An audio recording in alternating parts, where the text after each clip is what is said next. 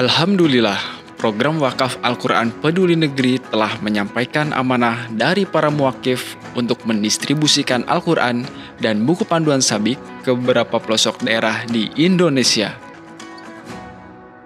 Kami sadar kebutuhan masyarakat akan Al-Quran di pelosok daerah lainnya masih sangat tinggi. Mari menjadi bagian dari solusi dengan mengikuti program wakaf Al-Quran Peduli Negeri.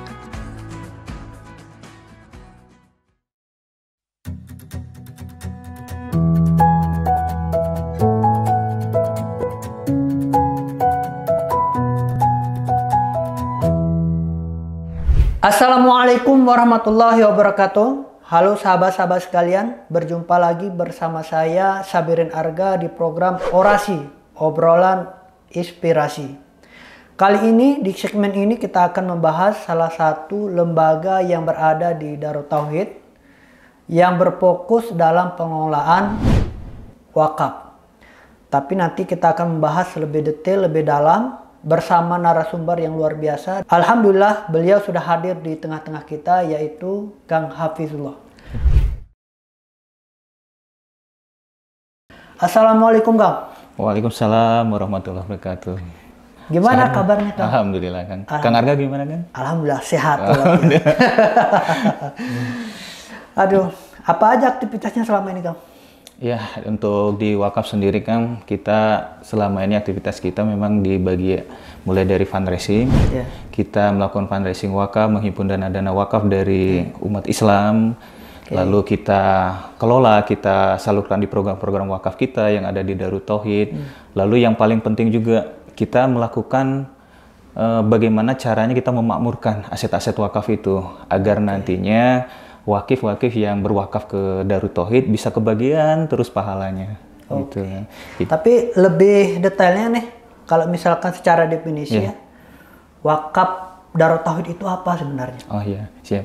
Wakaf Darut Tauhid itu memang kita berawal itu dari ketika di awal ya Kang ya. Di awal, ya. Di awal pesantren Darut Tauhid mulai dibangun, lalu pada saat itu kita udah mulai menghimpun dana zakat, infak, sedekah, wakaf. Lalu di awal itu terbentuklah Dompet Peduli Darut Tauhid. Sekitar tahun berapa? Sekitar awal-awal 2000-an ya, 2001 dulu izinnya 2021. Kan. Lalu berjalan kita mengelola dana zakat, infak, sedekah, wakaf. Dan ketika tahun 2009 itu ada undang-undang baru di Indonesia bahwasanya lembaga zakat dengan wakaf itu harus dipisah. Harus dipisah. Betul. Makanya ketika tahun itu Darut Tauhid mengikuti undang-undang tersebut, maka dibentuklah dulu namanya Pusbang Wakaf Darut Tauhid, Pusat Pengembangan Wakaf Darut Tauhid. Jadi bagaimana aset wakaf ini bisa dikelola oleh lembaga baru ini. Ketika mulai dipisah 2009, lalu berkembang di tahun 2014 kita rubah namanya dari awalnya Pusbang Wakaf Darut Tauhid menjadi Wakaf Darut Tauhid. Wakaf Darut Tauhid. Betul. Nah, di sana mulai benar-benar kita menghadirkan sistem di lembaga tersebut, terus mulai mengikuti standar ISO, bagaimana standar-standar ISO yang berlaku, dan ini juga mengikuti dari lembaga Darut Tauhid yang memang pada saat itu harus standar ISO. Jadi semua lembaga di bawahnya harus mengikuti. Lalu berkembang di tahun 2016. Betul, di tahun 2016 kita mengajukan surat izin kepada BWI, Badan Wakaf Indonesia, selaku regulator wakaf. Jadi harus ada akreditasinya apa? Betul. Kalau selama ini kan ketika kita menerima aset wakaf itu ada surat nazir dari kota atau provinsi. Tapi kita mengajukan agar bisa nasional gitu. Kita mengajukannya ke Badan Wakaf Indonesia Pusat. Alhamdulillah 2016 kita mendapatkan izinnya dan berlanjut sampai saat ini. Gitu. Artinya teman-teman sekalian, lembaga wakaf Darut Tauhid ini udah legal ya. Insya Allah. Dan bisa dipercaya, dan karena sudah diberikan izin oleh lembaga yang berwajib seperti itu. Salah satu program yang sekarang ini digebayarkan ataupun dijalankan dari lembaga wakaf Darut Tauhid ini adalah proses pembangunan masjid di 7 wilayah. Iya. Selain itu ada lagi nggak Kang programnya? Ada juga kan, kita pada saat ini juga sedang mengembangkan pesantren Darut Tauhid Indonesia. Jadi kita ingin membangun pesantren-pesantren Darut Tauhid duplikasi dari Bandung di beberapa daerah yang memang ada aset wakafnya. Ya tadi yang di Batam itu memang rencana kedepannya itu akan dibangun PDTI Batam. Di sana kita buat awal itu masjid, lalu nanti ada sekolah, ada asrama untuk program pesantren dan lain-lain. Lalu rencana ke depan itu ada di Jambi, Lampung, lalu Bogor. Bogor itu fokus di tahfiz nanti kan. Tahfiz. Betul. Terus di Serua sekarang juga sedang selain pembangunan masjid, kita juga akan terus melanjutkan pembangunan di sana karena memang di sana sekolah formal, SMP dan SMA, tapi full beasiswa kan. Full beasiswa. Betul. Tapi walaupun beasiswa, ada yang unik. Standarnya sama dengan yang pendidikan di Bandung. Gitu. Standar pendidikannya sama, makannya sama, pokoknya sama. Tidak ada perbedaan walaupun beasiswa atau tidak ya. Nggak ada istilah anak kandung anak tiri ya? Tidak ada. Jadi insya Allah sama semua. Lalu kita juga akan membangun PDTI di Kuningan, lalu PDTI di Eko 2. Nah, harapannya nanti dengan berkembangnya pesantren Darut Indonesia ini di daerah-daerah, dakwah Islam ini akan semakin menyebar di Indonesia, seperti itu. Tadi saya sempat bertanya-tanya, emang ada ini program wakaf Qurannya? Kan selama ini masyarakat cuma taunya ya program wakaf itu sifatnya aset, bangunan, tanah, gitu kan. Emang wakaf Quran ini seperti apa? Gitu Bang. Baik. Program wakaf Quran ini juga kita gulirkan sedikit flashback ya Kang ya. Di tahun 2016 itu kita coba gulirkan program wakaf Quran ini. Tapi pada saat itu kita harus melalui uji audiensi ya dengan Lasna uji materi ya sebenarnya. Kita harus uji materi dari Lasna Syariah Darut Tauhid. Nah, di sana kita pengajuan, kita akan menggulirkan program wakaf Al-Quran, lalu disetujuin dengan catatan-catatan. Nah, catatan-catatan itulah yang kita gunakan sampai saat ini. Nah, pertama, untuk wakaf Quran ini harus diberikan kepada lembaga atau komunitas. Jadi, bukan diberikan kepada individu-individu. Karena ini kan sifatnya barang wakaf ya. Gitu. Jadi, kita serahkan ke majelis taklim, masjid-masjid, pesantren. Nah, itu jadi inventaris di lembaga tersebut atau komunitas tersebut. Ketika akan dibutuhkan, tinggal ngambil, seperti itu. Tinggal pakai, baca, setelah itu disimpan lagi. Agar apa? Agar harta benda wakaf ini, wakaf Al-Quran ini terus terjaga kelestariannya, Kang. Jangan sampai ketika kita serahkan ke individu, tidak terurus, jadi cepat hilang, cepat rusak, dan lain-lain. Berarti gitu. Akadnya hak pakai? Kalau itu untuk investasi, ya hak pakai untuk anggota-anggotanya gitu. Jadi ketika misalnya kita distribusikan ke Masjid Darut Tauhid nih, kita di Masjid Darut Tauhid ada tuh rak-rak Al-Qur'annya disimpan di sana. Jadi ketika ada jemaah yang ingin tilawah atau belajar tahfiz Quran, belajar tajwid ataupun itu tinggal mengambil terus belajar baca di sana. Ketika udah selesai kembalikan. Oh, berarti kalau misal pun nanti diwakafkan di luar Darut Tauhid, itu pertanggungjawabannya dari lembaga ke lembaga wakaf Darut Tauhid aja. Iya, betul. Karena ini kan wakaf Al-Quran ya, jadi kita seperti alih nazir ke lembaga tersebut. Jadi kita serahkan pengelolaannya, nanti kita dari Darut Tauhid akan memantau gitu.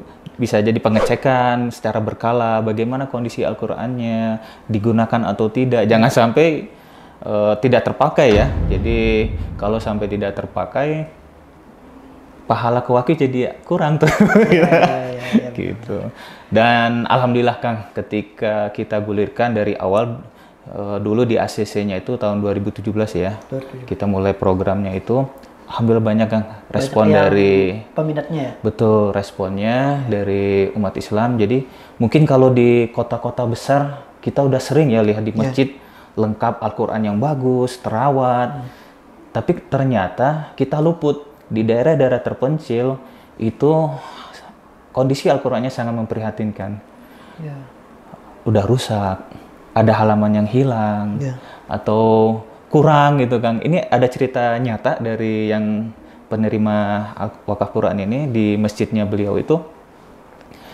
kan kalau di kampung-kampung itu biasa ya, di hari tertentu baca tadarus bersama gitu ya, baca Al-Quran. Ada halaman yang hilang. Jadi ketika bagiannya saya yang baca, ada halaman hilang, pinjam dulu. Gitu. Juga kalau gitu ya. Iya betul. Atau ada juga Al-Quran, masjid yang kekurangan Al-Quran. Jadi ketika mau baca Al-Quran, giliran, ini saya udah selesai baca, kasih yang sebelahnya. Ya. Kalau di kampung saya namanya baca Quran cok ayat. Cok ayat. Jadi bergiliran aja gitu. Nah, dengan kita berikan wakaf Quran ini, wah senang sekali mereka. Jadi lebih semangat lagi. Ini real ya, real di lapangan. Yang pengajian itu ikut tadarus itu lebih semangat lagi untuk hadir. Dan juga ada ketika kita serahkan ke TPA, saking senengnya dengan Al-Quran ini, sama anak TPA itu dipeluk terus gitu kan. Dipeluk, dikira mungkin akan jadi miliknya ya, dipeluk gitu.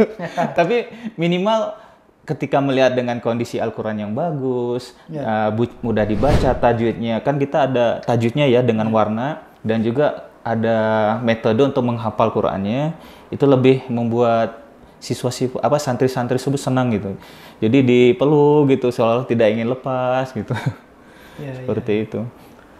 Kalau boleh tahu nih Kang, dari 2017 sampai 2002 ini, itu berapa titik yang udah didistribusikan dan berapa jumlahnya yang sudah? Saat ini hampir 30.000 Kang yang sudah didistribusikan di 36 kota atau kabupaten. Kita udah distribusikan mulai dari ujung Sumatera, Aceh, tempatnya Kang. Tadi yang mau nanya, saya mau ngajin ke kampung saya bisa nggak gitu? Terus sampai di sana yang paling timur itu ada di Mataram, mungkin Makassar, Palu, Banjarmasin. Itu udah sampai di sana, alhamdulillah. Itu semuanya udah pasti di daerah-daerah pelosok ya? Betul. Ada cerita unik kan ketika distribusi tahun ini ya. Di Palembang itu mengantarkan Al-Quran itu sampai menyusuri Sungai Musi. Dibawa. Kebayang kan? Kebayang gitu. Terus di Batam dulu untuk menjangkau kan, kalau di Kepri itu kan banyak pulau-pulau. Mereka sama menggunakan perahu-perahu ke pulau-pulau untuk distribusi. Di daerah-daerah itu sampai keluar masuk hutan kan untuk distribusi Al-Quran ini. Dan semoga ketika wakaf Al-Quran ini disampaikan oleh wakif dan juga diantarkan oleh yang mengantarkan, didistribusikan, digunakan, dimanfaatkan, pahalanya akan mengalir kepada wakif dan juga kepada yang terlibat Al-Quran ini sampai ke penerima. Alhamdulillah Kang, pekan lalu kita distribusi terakhir itu di pesantren Hasanah, Miftahul Hasanah Al-Musri di Cililin, Kabupaten Bandung Barat. Dan ketika kita sampai di sana, alhamdulillah santri-santrinya sangat antusias sekali Kang. Antusias sekali ya? Betul. Al-Quran yang sudah diterima langsung dibaca-baca, langsung dibaca, terus dicek lagi. Aduh, senang sekali ngelihatnya Kang. Mantap, luar biasa. Ini kita distribusinya itu 100 eksemplar Kang. Dan memang kondisi Al-Quran di sana berdasarkan informasi dari kiainya atau ustadz-ustadznya memang sudah ada tapi kekurangan. Mungkin kebayang tadi ya, gantian untuk belajar kan, aduh gitu.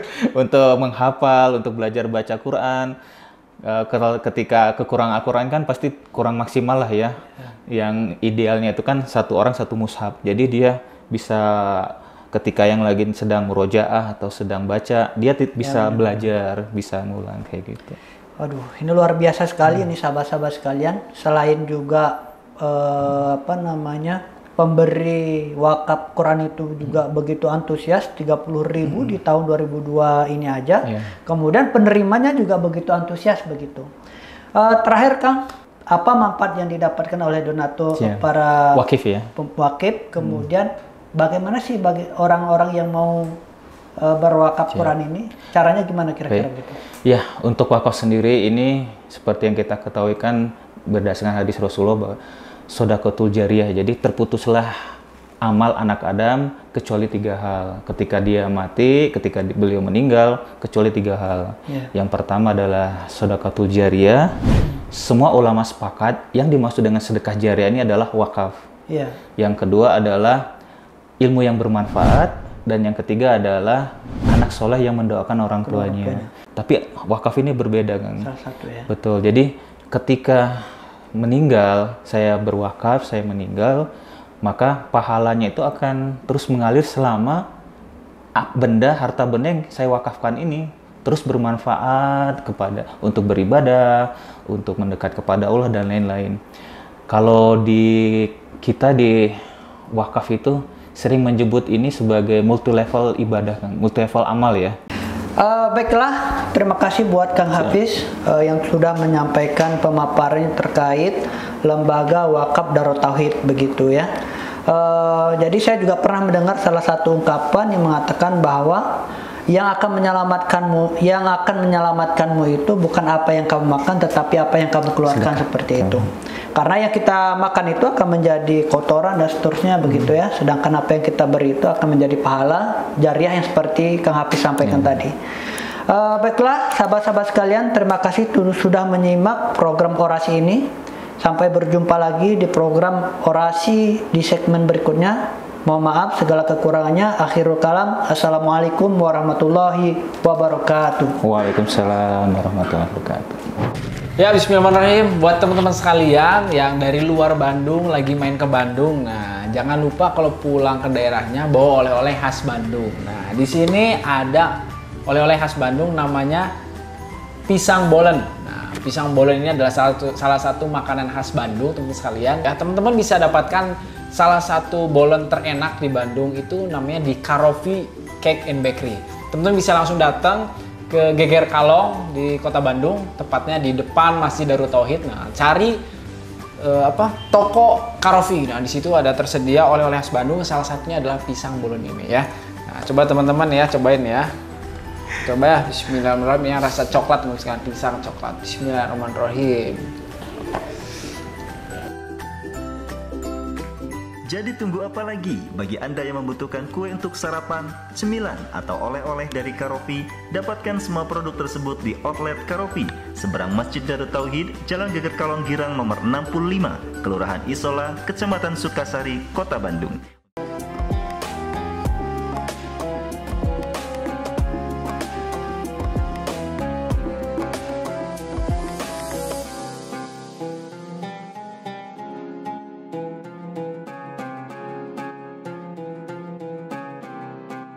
Jangan lupa, saya bilang sekalian, terus berlangganan di Darut Tauhid Official.